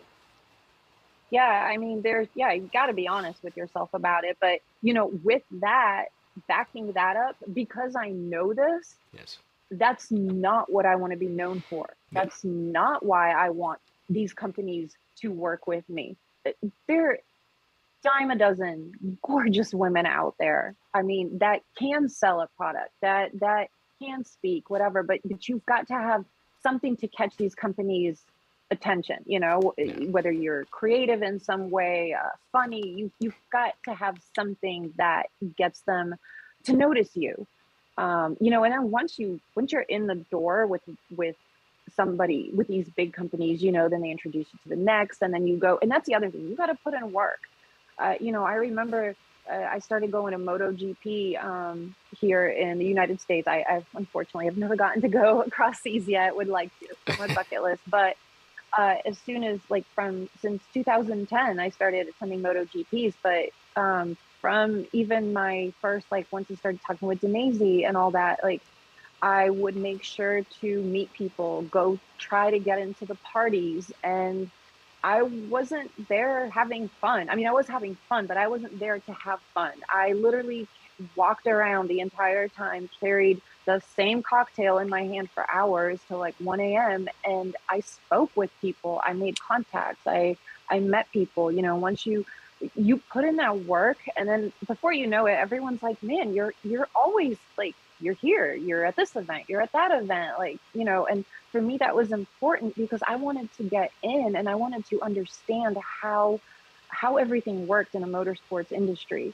So I had to meet people and have people teach me. So I'm really grateful for that, for all of the people that were able to bring me into the fold and take me under their wing and teach me this stuff, because it's really thanks to them that I have been able to learn and grow these ambassadorships, which allow me to do what I love to do. So, you've got to put in the work. Well, you know what it is? I think there's a lot of parts that are tough about the business, but I've started moving around quite a bit as well, navigating the industry. Pretty much everybody you're seeing on the East or in the West, they're pretty much, it's going to be, like you said, in regards to networking and stuff, it's pretty much everyone knows one another. I've noticed the very same thing too as well. It's a very, very small, tight-knit community. Yes. So, yeah. If you step on one person's toe in the wrong way, that can probably send you to the wrong, basically ruin pretty much all your opportunities. And it's a pretty interesting aspect, but I don't think, very rarely do you see something like that does happen, though. I'm just saying hypothetically if that were to happen, but everyone's always very respectable, always very kind. I've found that most people tend to embrace you no matter from which life you're coming from or whatever bike you ride, or if you don't do street or you do track. So, but I've noticed it's a small industry, and there's a lot of opportunities. It might be niche, but there's definitely a lot of opportunities. It's just knowing. I think most people don't know how companies work or how business work. Especially, Right. I think this is where social media talent comes into play, where they garnered all the clout and then have no idea how to change that into, I guess I don't want to be coy about it, to dollar bills, right? They're broke as fuck, but they have so much clout, which don't really equate to really anything. Right. Also, there's a certain degree of clout that you have. Some companies will not mess with you, not because you're not popular, it's just not suitable for a brand like Right. Dainese to niche, connect themselves to somebody like you. So I think these are all things that needs to be considered if this is the path you're going. A lot of people are just doing it for fun, or at least just have clout, whatever. But I'm just saying, I'm speaking in terms of someone is looking to be in that industry, or they're looking for that Exactly. in. These are things you should know ahead, because once you've carved out that lane, it's very difficult to get out of it or to change your perception. Agreed, 100%. And that's also where, going back full circle to early on, where I had to decide, how am I going to present what do I want to present? Like, yes, this is me, my personal journey. And I want to be transparent 100%. I'm not, what you see on my social media is what you get. And I worked really consciously, really hard to present the real me on there, so that when you do meet me in real life, hey, yeah, that's the same person. Like, you can be, you can feel like you know me, at least in the motorsports aspect of it. Obviously, I don't share really anything personal, about my other interests and hobbies and stuff, because that's not what I'm selling here. I'm selling motorsports inspiration and fun, and miles of smiles. Miles. Miles and smiles. So, you know what I'm digging with the whole thing? I really like the fact that you're self-aware. I think it's super common that we see, I guess I'll just say people, because if I say girls and it looks like I'm targeting just girls, I feel like a lot of time people tend to pretend I'll play.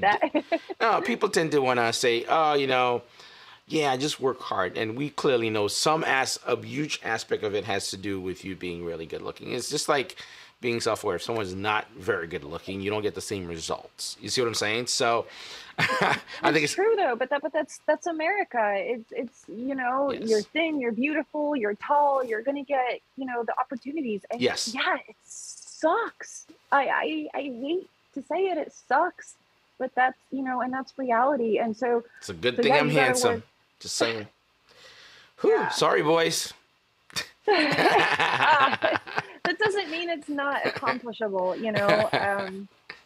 Hey, you know what? I'll be honest though. If I could trade with you guys to have a fraction of the confidence and skill of, like, let's say Josh Heron, what he has, you can have all of my social media clout, because that's worth nothing when it comes down, to hear in what you want out of life. Yo, So that's he's the a other thing, like, monster.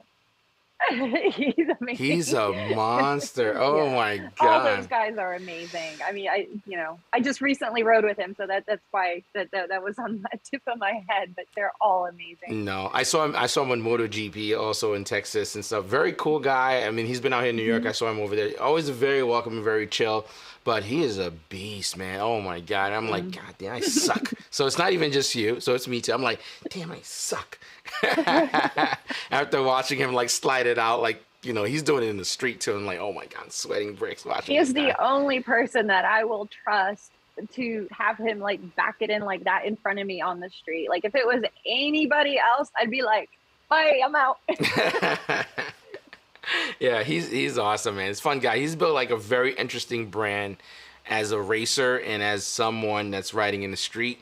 I think he's bridging the gap between a pro racer and regular everyday people, which I've had this conversation with pros in the industry where it's like, hey, you want to work with the Clutch First channel, you want to send parts, or you want to kind of do a deal, which is fine. And I've always said, GP is very popular, Motor America is very popular, but street people, not a lot that are actually connected to that in terms of marketing.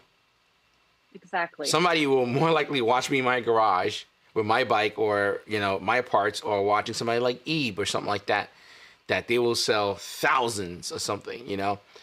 I think there's an area where you get to after you start riding, you become, of course, everyone's been there squidding, even myself, and then you become safe, and then you know, you're very well protected, and then of course you have your mishap, and then you start learning and grow.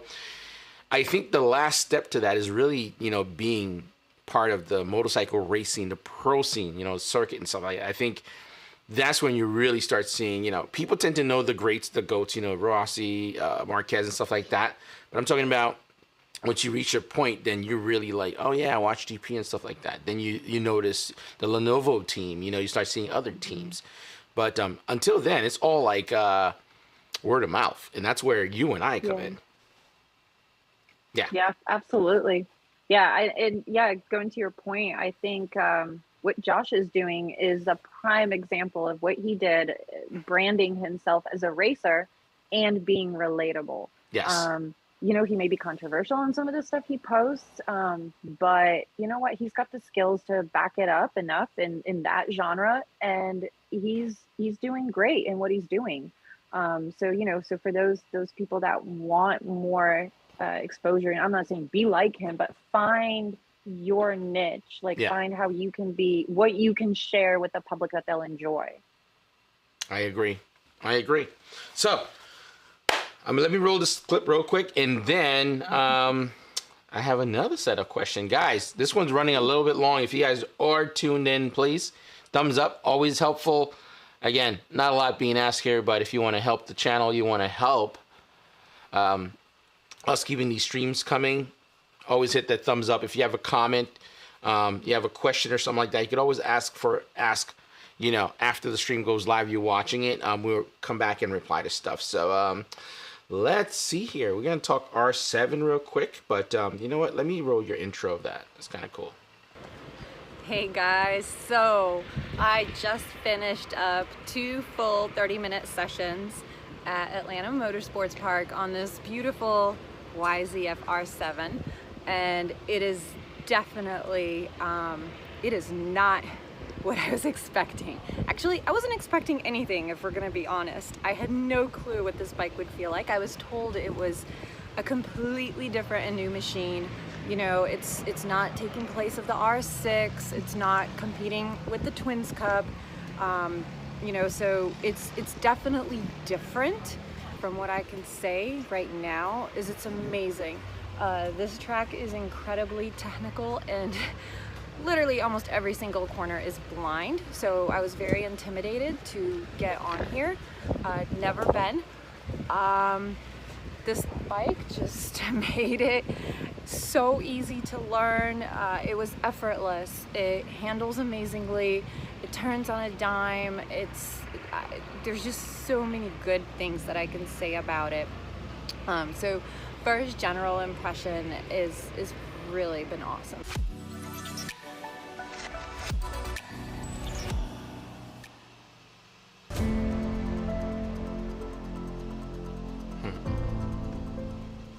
Getting on the bike, I instantly had to kind of roll this clip real quick because I wanted to get your thoughts on the R7.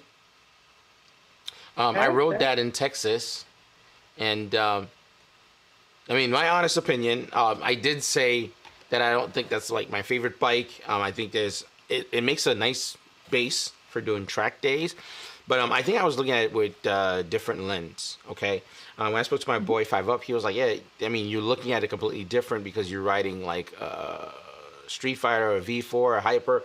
You know, your approach is going to be very different, but for what it is, it's great for a track. So I just want to kind of hear your thoughts on it stuff while we're here real quick. Yeah.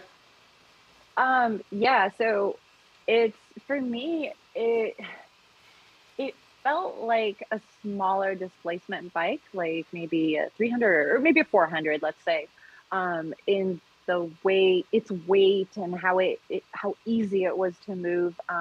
You know, the R6 is very tall because the seat's really wide. And it can be a little bit intimidating, although I know a lot of shorter riders, you know, ride them with no problem. But I think this bike, that the R7, the way they designed it, um, it's it's great for it's one of those bikes that you can get even as a beginner bike, and you can grow with it for a very long time. And I think it's very easy on the street.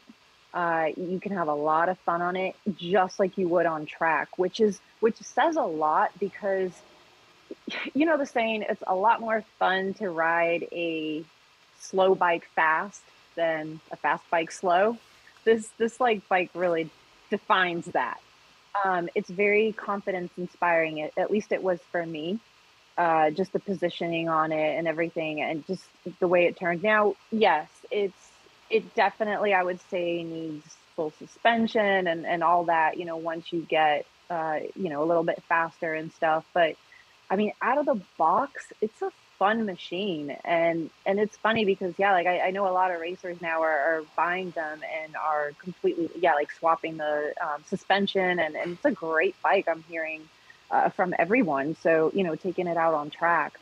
But at the same time, I feel it's just as fun in the canyons because I don't think you'll get in trouble with it as much as you would a much larger, more powerful bike, and it feels good under you. Like it has plenty of grunt.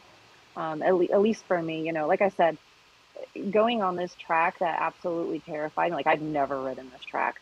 It's all blind, very technical. It's actually a car track.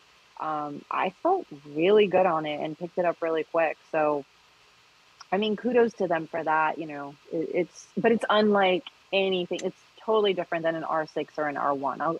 I'll will admit that for sure.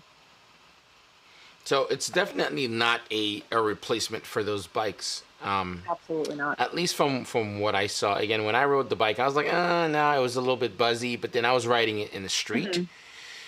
And my impression of it was, again, you know, with the whole R line and stuff, you know. And I think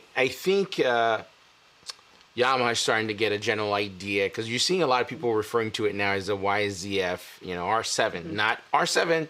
Just to quickly roll off, because I think they sold a lot of units just by calling it R7. Because a lot of people, if they're not in the know, you're thinking, oh, R6, R7, you know, one up. So, right. Which is completely not that. But I think they've sold so many units because they use that, the connotation of that R line. But a lot more people are referring to it as a YZ, you know, R7. So just kind of be a little yes, bit and that's what it is. It really is. I mean, it's a sportier. It's like that, you know, MT-07, mm-hmm. that in that vicinity, just way sportier. So. So the reason I kind of brought this up is really, you know, just really talking about sponsorship here, and then you're also working with, you've been to these, you know, press launches and stuff like that, and you're able, of course, you just gave your honest opinion about the bike, not that it was bad or anything like that, but, you know, there's little small things, but there's a lot of benefits to it as well. Do you find yourself that having to withhold your opinions about the bike, if it's too harsh? Like, for example, even with Ducati, you've done with Ducati, Yamaha, and Kawi as well, right? Yes. Yeah. BMW, Aprilia had me out for, well, there was more of a track day, mm-hmm. More than a press launch. But yeah, it's, you know, first and foremost, I try to look at it objectively to my skill level. Obviously, what I can say about it, the way I ride it. Like, for me, the R7, for example, probably was fine because I was at a new track, still learning it. I may have not been going as hard on it as I would on some of the other tracks that I know, or like on my bike. So maybe for that skill level, for me, it was great. Like, you know, may not have a complaint.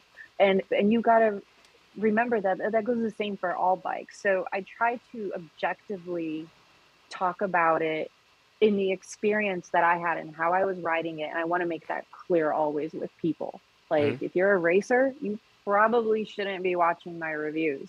Like, you're going to be teaching me. Okay.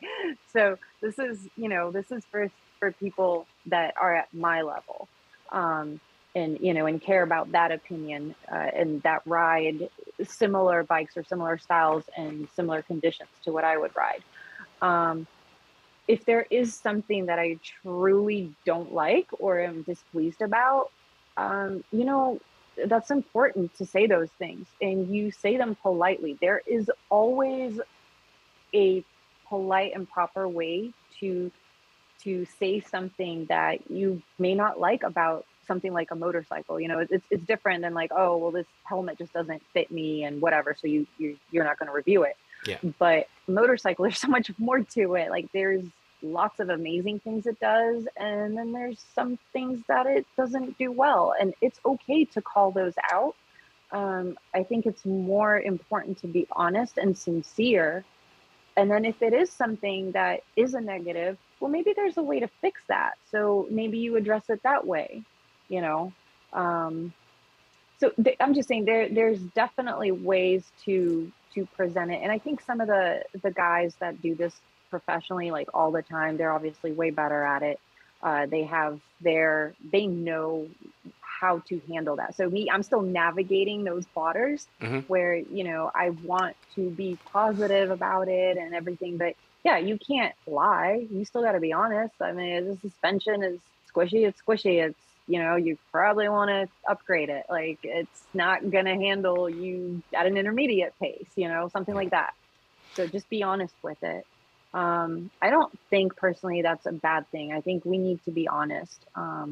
We owe that to the viewers. Yeah. So I agree. I actually rode with my buddy, because I know you have a Z900 as well. I was on the R7, and it was topped off, really. There was no way it was keeping up with that Z900 at all.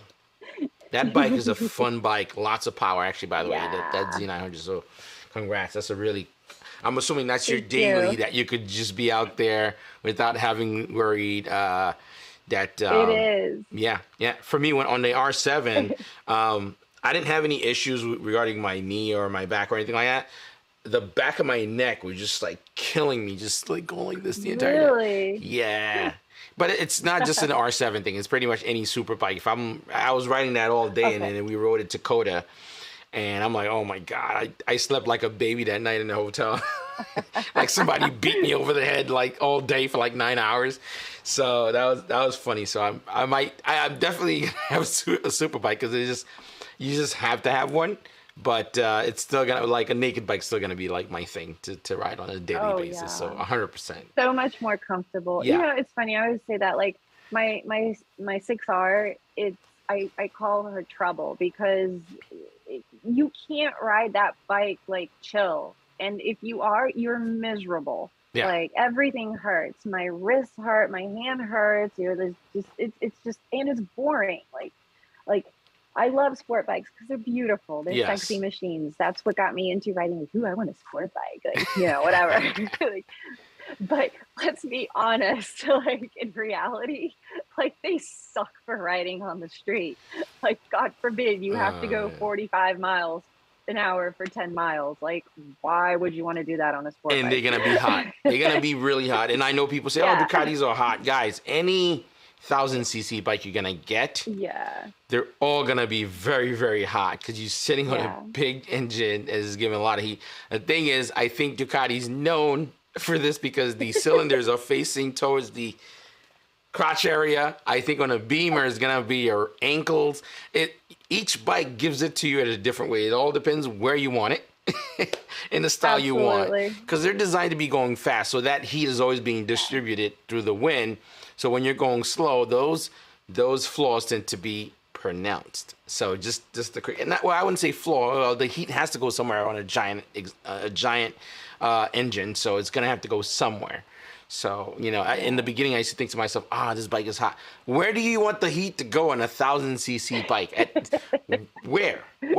So I think it's part of nature. You have to look at it. If you're riding fast, it's not a problem, but through stop and go traffic, it's going to be an issue. So for any super bike. But now I have to ask you, what would you say, what tip would you give someone that's looking to be in the industry, that's looking to get sponsored or at least work with brands or company? What tip would you give, at least some gems that probably some people would find useful? Because a lot of people that watches the stream, they either do YouTube or at least aspire to join the industry or something like that. So what tip would you give, since you've been in the game for a long time, you've worked with a lot of brands and companies? Well, the game is constantly ever changing, so that's the biggest struggle right now, I think, is finding out what is the next best thing to capitalize on. Obviously, first and foremost, you need to know how to market yourself. I have a deck, for example, that I also cater to. If I'm going to be applying for anything specific, like to do a show or something, like I may change things in that deck to make it encompass something regarding that show. Otherwise, I, go through all the things that I've done in the past. So again, this is obviously something that I've already been doing for a few years. So I have like stuff to put in this deck, but you still want to come up with something professional looking to present a company, to let them know what you can offer them. So figuring out why you're a value to them, and or how you can be of value and how you can help promote their product and what you can do for them is I think that's the number one key, to figure out what your value is there. And just, try to get your foot in the door, send it out to people. Again, it's a little bit different now. You obviously need a bit of a following on social media. You need that engagement, because that's what sells. People, they want to see that you are engaging with your following, and you're honest and sincere, and you're real, transparent. I know the companies that picked me up, they told me like, oh, we've been watching you for a couple of years. And that shocked me. I was like, what? Like they legit have been keeping tabs on me, and were waiting to see where I would develop myself and where I would go with that. And then approached me when they felt I was at an area where they could, help me along, and I could help them. So, I mean, it really is, it's very important how you present yourself. And that goes back to like, being a female, which angle do you want to take? Do you want to be, known for sex appeal? Do you want to be known for skills? Do you want to be known for your mechanics? So you got to like pick a genre that you're good at and you want to be known for, so that if you can be consistent with that, what you offer, I think that's the most important thing, is that consistency. Very, very if that well makes said. sense. No, it makes sense. Trust me, if whoever's listening to this or watching, I know some people do play it on the back end when they're either doing something or driving. Just hear exactly what she's saying. I know it's a more of a general comment, but you have to really apply it to you specifically. This is why it's delivered in that manner, because everyone's different. There's not like a cookie cutter way to get to the goal that you're looking for, but you could make it tailored to what you're doing or to what you like, kind of thing. So that's the approach. Now, I know you work with a lot of, this is probably my last thing, and then from there, I'll let you go. I know I'm taking a lot of your night. Also, Mike wanted to see the photo in the back. So I guess before we come, go ahead, let me do that. Go ahead, show him, please, because he's probably dying here. Okay. It's KTM, baby. Yep. Oh, sorry, it's like backwards. That's really cool. Yeah, this is, we, my husband and I actually made that together. We saw a Instagram post years ago in one of the KTM, on one of their accounts. And there's this beautiful painting in the background, and it was probably that big, or maybe even slightly bigger. And we wanted to find out like who the painter was, and we wanted to purchase it. We couldn't find out any contact information, like who it was. No one would respond to us. So we were like, okay, so we kind of recreated it. And I'm like, we cannot share this with anyone because it's not like ours to share. So I get asked about it all the time. Wait, so did you guys paint this? Yeah, digitally, yes. We digitally painted it in Illustrator. I'm a graphic designer, so I use Illustrator and Photoshop and all that. It's my thing. And we printed it on a big canvas, and then he stretched it and built the frame and everything, and we stained it. And it's one of my favorite pieces in our living room. And we get asked constantly if we would make them for people and sell them. And I'm like, absolutely, I cannot. It's not mine. So you guys might have to make it of yourselves. There's a lot of goodies on IG on you, so I'm sure you guys could make some. There you go. Oh, look at that. Yeah, A brilliant idea on how you could merch things up. So, all right, my last one, I have to ask on this. Any big deals coming out with motorcycle companies? I know you're working on something nothing too in-depth, so we want to hear that. This is probably going to be a huge deal, right? Because we're talking about an actual motorcycle manufacturer. Yeah, so I have worked over the years with Kawasaki really loosely, Kawasaki USA, and they have been, loosely. They have been amazing with me. If I'm ever in California and I need a motorcycle, they provide us their demo bikes, both for me and my husband.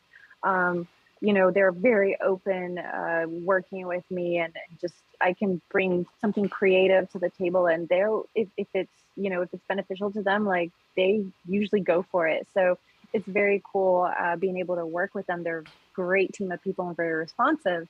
And so 2 years ago, I got both of my Kawasaki's, actually the 6R and the Z900 at a it's their VIP program that they offer people. So that was really cool because I was on the fence. I didn't know which motorcycle to buy. I really wanted at the time my dream bike, the 6R, but my body was telling me that it's not a motorcycle I can ride very often. And I was dabbling in naked bikes. I started really appreciating those. And then I was in a dilemma. I was like, what do I buy? Well, and so we worked out a deal, and that's how I got both of them, which blew my mind. I was not ready for that. I was not expecting it. So this year we're working on something new, and I might be trying a little new endeavor. So nothing on the books yet, but yeah, stay tuned. That's really dope. Getting into something new. That's really dope, because I think very rarely do you hear. I hate using the term content creator, only because I feel like it's just so much trash out there. Yeah. Not in terms of producing content, but it's just so much. It's like a landfill, and then you'll find like talent, and then you'll find like people that's producing quality stuff. So outside of that, I totally just derailed my own self. Outside of that, it's very rare that you see a major brand, major company like a Ducati or Yamaha or Triumph or something. Actually, I think I've seen Triumph partnered with some content creators, that they are reaching out to probably work on actual motorcycle deal, which is really dope. And I know, you know, stuff are in the works, so I'd probably say congrats now. But it is really cool to see that, and it's something that's slowly breaking the barrier. So I think these are the things that, you know, if it's happening for you, that, you know, that's opening the floodgates for, you know, people in the future, or up and coming people. Absolutely. Or smaller creators. Because once what tends to happen, once something like this happens and it's been proven and it's effective, then they could say, hey, person A did this, maybe we could even do even better with this person B, kind of thing. So that's a really big opportunity. But would you say it's ideal to stick with a brand? So for example, I dreamt of, you know, owning a Ducati, and it was a big journey, right? Mm-hmm. From somebody who didn't have much, and I worked my way up to kind of have some, and then I have multiple. Would you say it's ideal to probably stick with a brand that you like, that you want to be in business with, instead of having like a Kawi and a Yamaha, and then next thing you know, you're trying to be all over the place? I think somebody had whispered in my ear regarding that. Let's just say it's a professionalist in the industry that spoke to me about it, and I don't want to kind of go into this conversation because it's the public, but I know you have you're a Kawi girl, so, and then you have multiple. So would you say that's ideal for that space? Well, first and foremost, it depends on your end goal.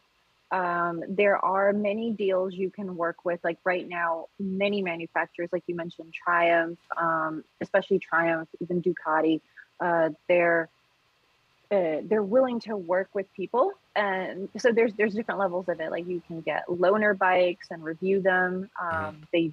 That's really popular right now.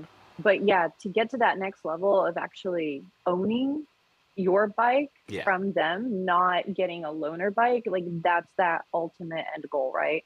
So for that, you might have to be exclusive, for example.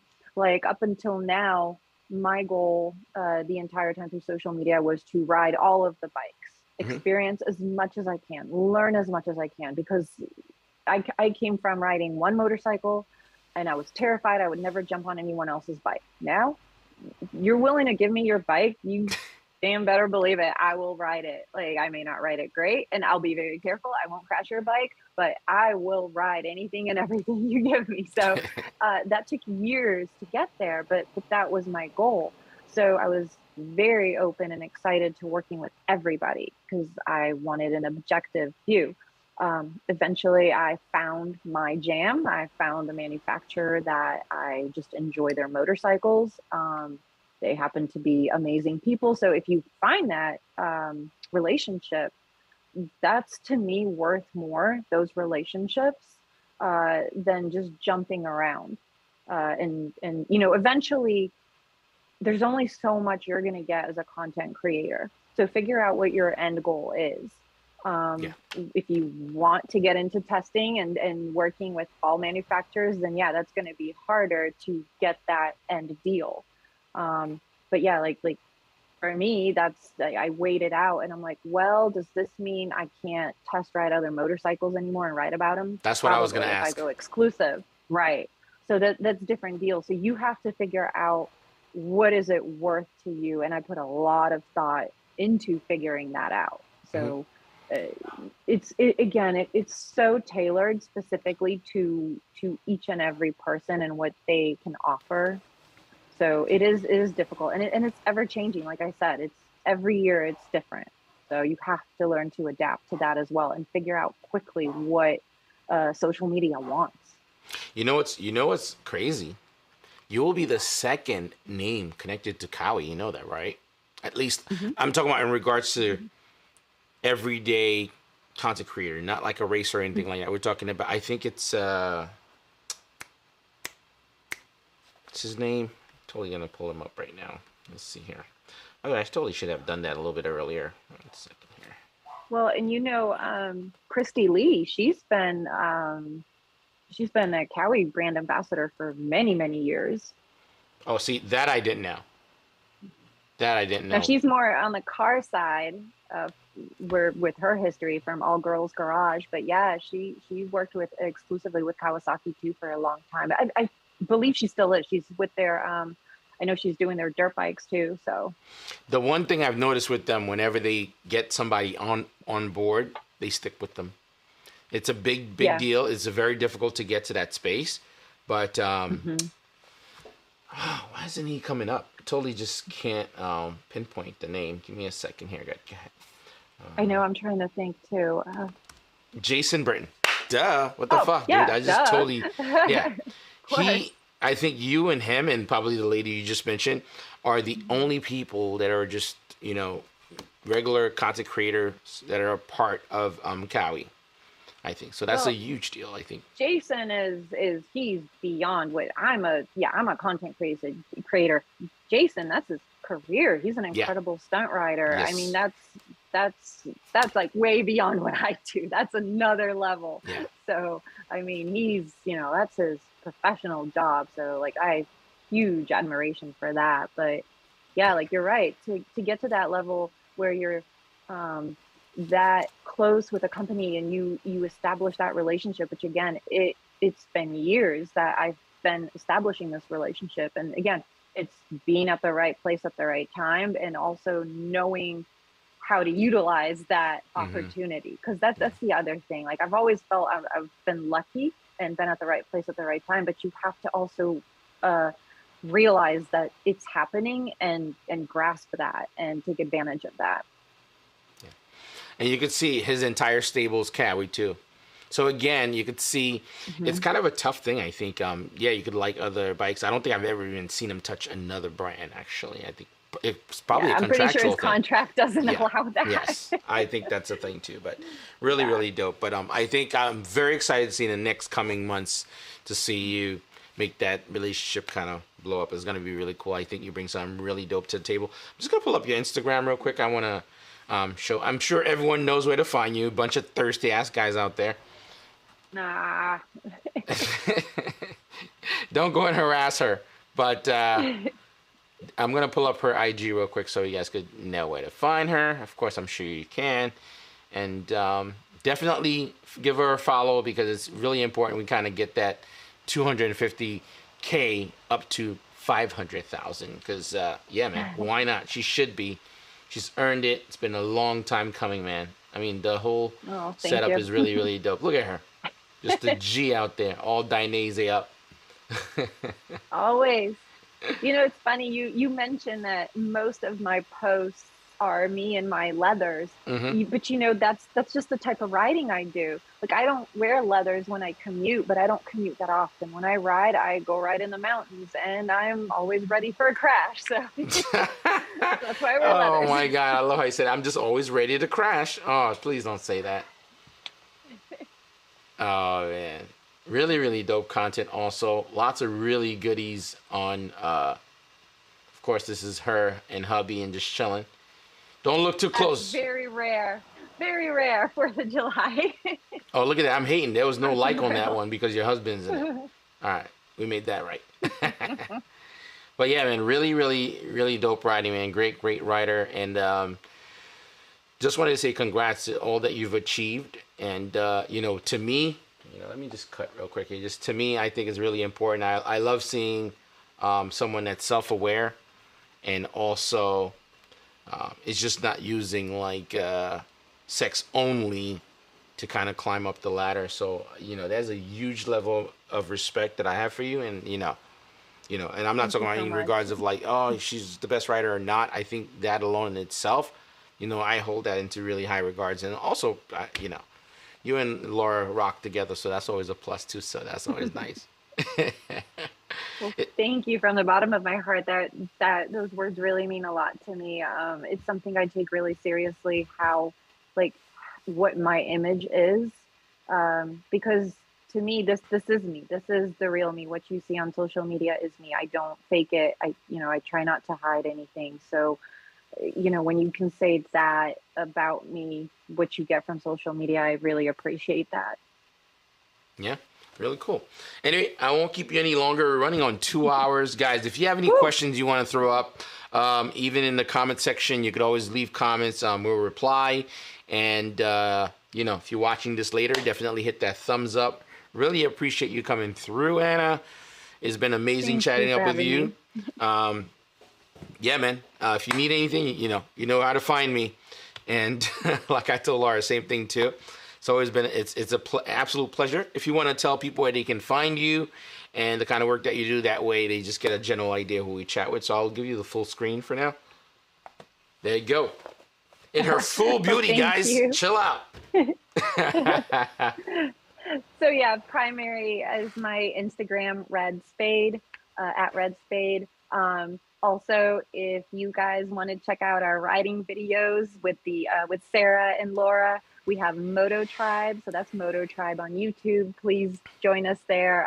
We've been a little quiet this year, but we have some great content from last year, and we'll be working on a special series coming up soon. We've got something special in mind for that. And of course, in between that, we will sprinkle in fun riding video trips that we take. So yeah, please join us. Thank you. Yeah, man. Here you go. Yeah, by the way, guys, thank you all for tuning in. Really appreciate you being part of tonight's show. By the way, I'm happy about next week, and I'm sad about next week because actually, hold on. My wife always texts me right in between the shows, like, make sure you mention, remember, on this episode, you'll be in Detroit next week, Friday till Monday. So, and I know Laura Craft is coming to New York City, I think, the same week. So I'm a little sad because we were either meet up for lunch or go out to ride. So hopefully either she's still around or she comes before I go so we can kind of do that. But Really, really dope, man. It's been a pleasure doing these shows, and to be honest, sometimes it's very difficult to muster up the day to kind of get everything together, get all the files together, and it's like, should I do it tonight? And every single time, I must say, right after we get it started, or by the time we're at the end, I'm like, damn, this was a great idea, and I really enjoy it, and you guys help me keep this going every single time. So really, really dope. Appreciate everyone coming through. I'll catch you guys on the next one. Always hit the thumbs up. Peace.